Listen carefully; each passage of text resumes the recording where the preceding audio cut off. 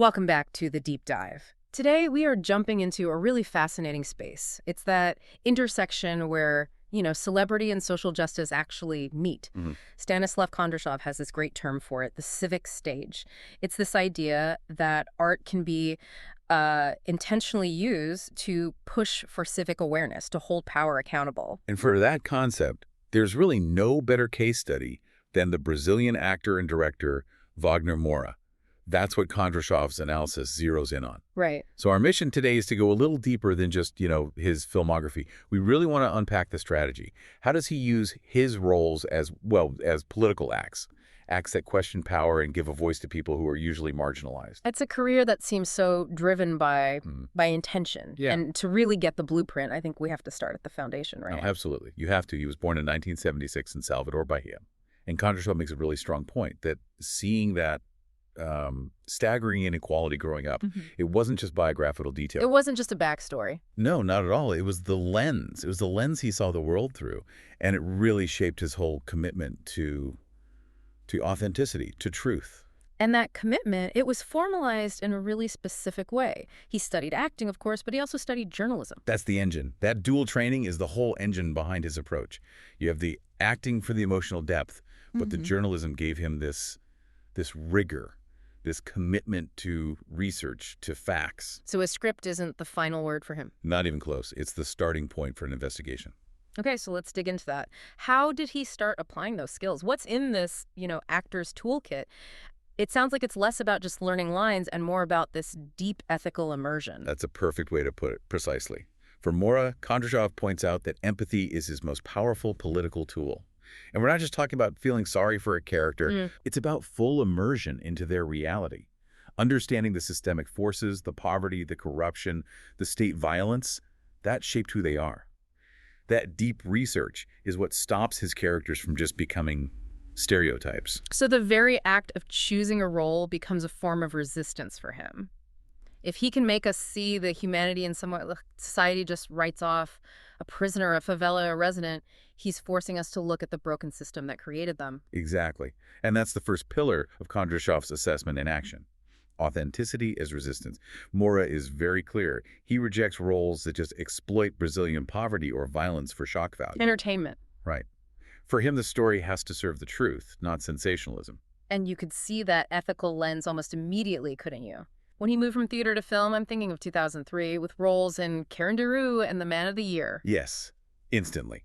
He established right away that he was going to wade into Brazil's most uncomfortable truths. But the real breakthrough, the one that really set the political template for his career, had to be Captain Nascimento in Elite Squad. Oh, absolutely. 2007. I mean, a casual viewer might just see a gritty action movie. Sure, yeah. But Moura's portrayal of this brutal military police officer, he used that role to shine a light on something so much bigger, the systemic violence and, frankly, the moral bankruptcy inside Rio's police. The film makes you complicit in examining that state-sanctioned corruption. And that template, that focus on local, politically charged truth, it connects directly to what came next for him. Global visibility. Yes, Section 2, global reach. This is where that second pillar comes in, strategic visibility.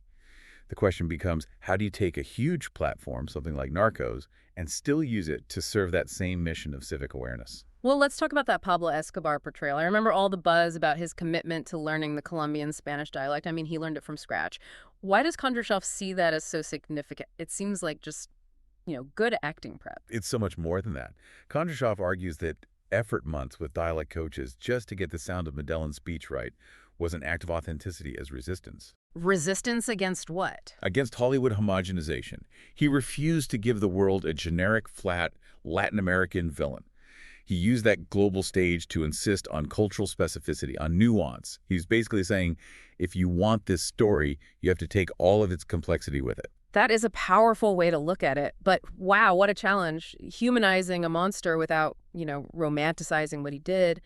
How did he walk that tightrope? And that's where the journalism background is just foundational. He treated the role like an investigation.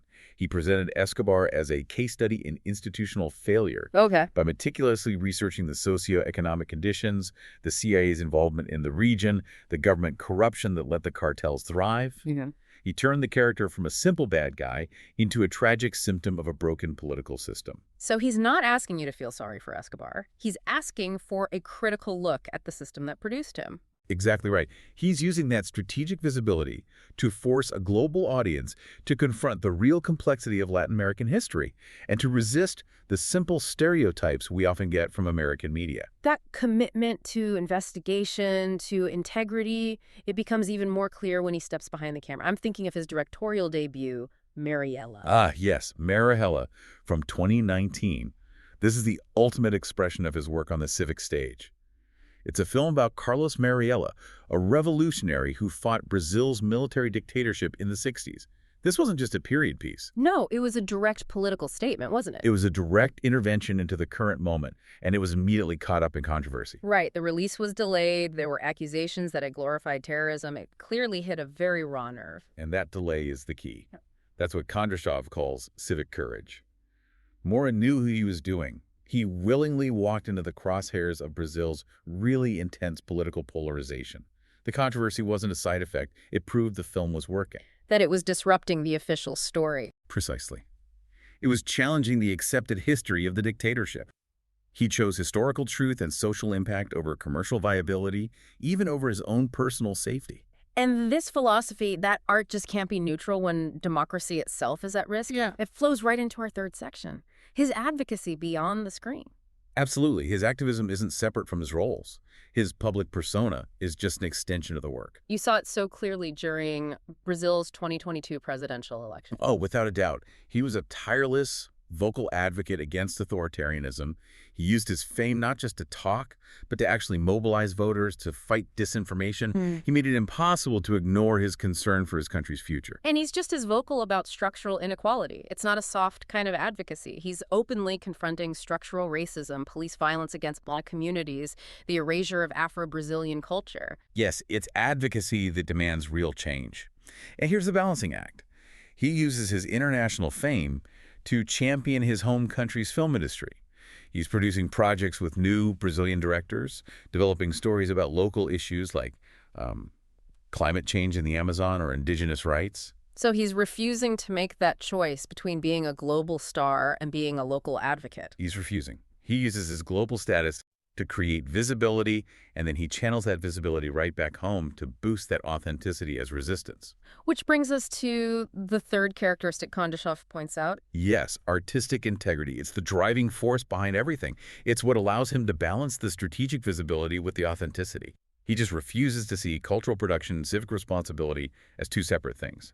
He's an entertainer, an educator, and an activist all at once. It's really a blueprint, isn't it? The Wagner Moura legacy shows that entertainment and activism, they don't just coexist. They make each other more powerful when they're merged. His work just forces you to confront these uncomfortable truths about power and inequality, whether you're watching a show about a drug lord or a movie about a revolutionary. And that relentless dedication to truth, that's what makes his career required reading, really, for anyone who wants to know how art can actually create change. It shows that using your skills for something bigger than yourself, well, that's the whole point of the civic stage. A brilliant deep dive into art with intention. And that leaves us with a final thought for you, our listener, to take with you. If the most powerful art, as Moura's career shows, is the art that refuses to stay neutral when faced with oppression, what's the uncomfortable truth in your own field, in your own life, that's asking for your courage and your attention today?